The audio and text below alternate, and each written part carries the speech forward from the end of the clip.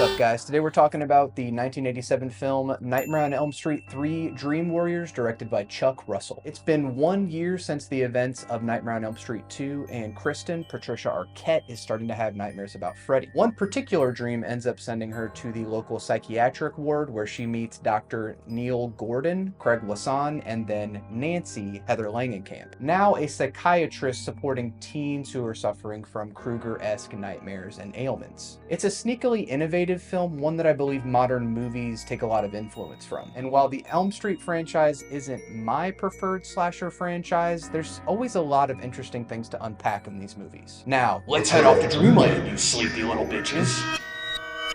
Nightmare on Elm Street 3 Dream Warriors is a deceptively innovative film. It implements all the narrative motifs from the previous installments, but introduces a team-up element that feels ahead of its time, much like a modern superhero movie. Later in the movie, after Nancy and Dr. Gordon decide to embark on a hypnosis-induced journey to the dream world to fight Freddy, all of the children in the ward awaken with special powers and even new appearances. It's a really fun concept, and it's what makes this movie stick out amongst the scarier entries that came before it. I understand now why it's a favorite from the franchise. What aids in the movie's longevity is that they kept the formula simple. Bring back an older, wiser character to help the youth figure out how to fight their demons. Freddy's always going to be Freddy, and Robert Englund eats up every bit of scenery when he's on screen. It's my only real qualm with this movie is I always wanted more Freddy. The lacking and the wanting, however, make him scarier in effect. The movie has subtle visual and sound cues that clue you into when things feel off. The tension in those moments is effective because we are then waiting for Freddy to strike. And when he does, you're hooked because the filmmakers do a great job of roping you into the realities of these children. They have wants and desires, lusts and obsessions with a naivety that is compelling. The appeal of these movies is they allow you for a brief moment in time to live in a youthful nature and embrace that kind of childlike glee that the movie exudes. All of the performances in the movie are great, with Heather Langenkamp, Lawrence Fishburne, here credited as Larry Fishburne, and Patricia Arquette being standouts. Fishburne imbues a groundedness and is effortlessly cool, while Arquette embodies a confused and beautiful confusion and rage. The body is a horrifying enough concept to be growing within, but the machinations of a teen's mind are even more harrowing to confront, especially when uncontrollable things keep happening to you while adults are mostly unbothered by it, turning a blind eye to the plight of children while they seek a cheap thrill. When Kristen's mother's date blurts out, "Hey, where's the bourbon?" that's really all you need to know about Kristen's relationship with adults. They're numb to themselves, so how could they ever be open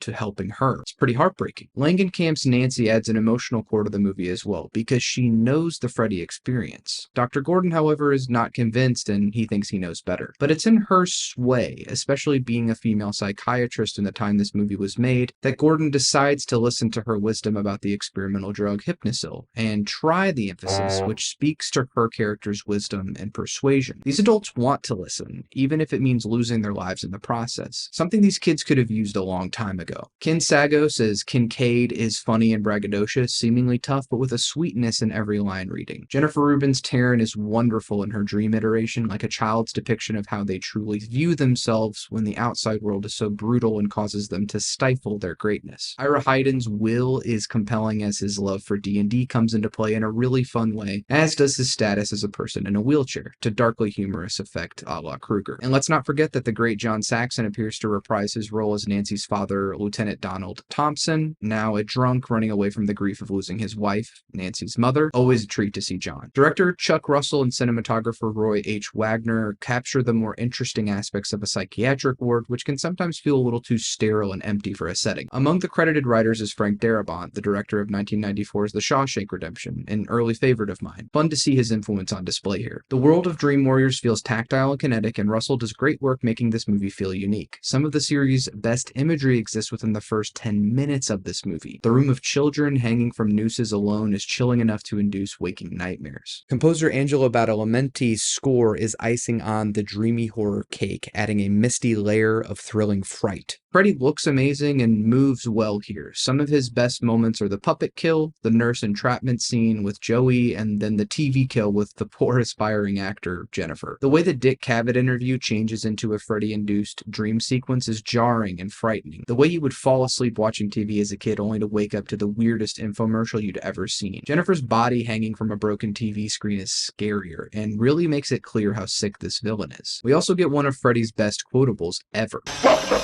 Time, bitch! All the special effects of the movie work pretty well, though the sequence where Lieutenant Thompson and Gordon have to bury Freddy's bones involves a CGI skeleton that is pretty silly, but not incredibly scary. It's one of the more Looney Tunes bonkers moments of the movie that helps firmly establish this franchise into a pop culture goldmine of horror silliness. While the showdown with Freddy at the end of the movie is frenetic and exciting to watch unfold, Nancy's death adds a gravitas to a movie that often feels a little flat in the stakes. Freddy never feels as ever-present and dangerous as the adults making decisions for the children around them are. Fishburne's line at the beginning of the movie feels prescient. It's fucked up chromosomes, man. Think about it. All their parents dropped acid during the 60s. The movie is much deeper than it thinks it is and is super bleak. People die in their sleep and that's fucked up. Said parents who partied too hard in the 60s and 70s who abandoned their children for a high, or worse, poisoned their children from the beginning. It's something that's likely debunked now, but a fear that was certainly present in the burgeoning mental health field in the mid to late 80s. But I think what's truly upsetting is that the parents don't want to understand their children in this movie. They're willing to pay money for someone else like Nancy or Gordon to take this responsibility off their plate, which was also a trend around this time. And this is ultimately why Freddy is even more horrifying than I give him credit for. He's feeding off of these subliminal but very real insecurities and internal psychological pains within these children. He's a true and real monster, but he's really, really funny in a cruel way. He shows up when you should feel safe and preys on that innocence. While these movies may not always be as scary as I'd like them to be, or something that I connect to as much as my preferred slashers, such as Chucky, Michael Myers, or Jason, there's a lot to love in Nightmare on Elm Street 3: Dream Warriors. It's a hypnotic movie, one that can quickly weave a spell over you and draw you into its fiery, sticky, and menacing dream world. Freddy proves an effective villain, supported by a game cast and amplified by the filmmaking team crafting a breathing and intimidating world where sleep, something so coveted and important to health and longevity, becomes,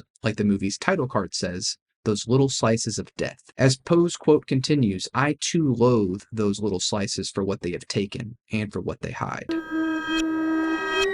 It's a film you don't want to sleep on, not just because that could kill you, but it has a certain special quality to it. One that feels like it was predicting the future of movies to come in the superhero film franchises. Dream Warriors feels like it could have been ripped off the yellowed pages of an old EC comic book. What did you think of Nightmare on Elm Street 3: Dream Warriors? Was it too much of the lifestyles of the rich and psychotic, or did you find it to be an enjoyable and frightening dream? Leave all the comments below, and before you go, don't forget to like this video and subscribe to the channel for more. Until next time, you know that man you see in your dreams sometimes? Well, he's real, and he's coming for you.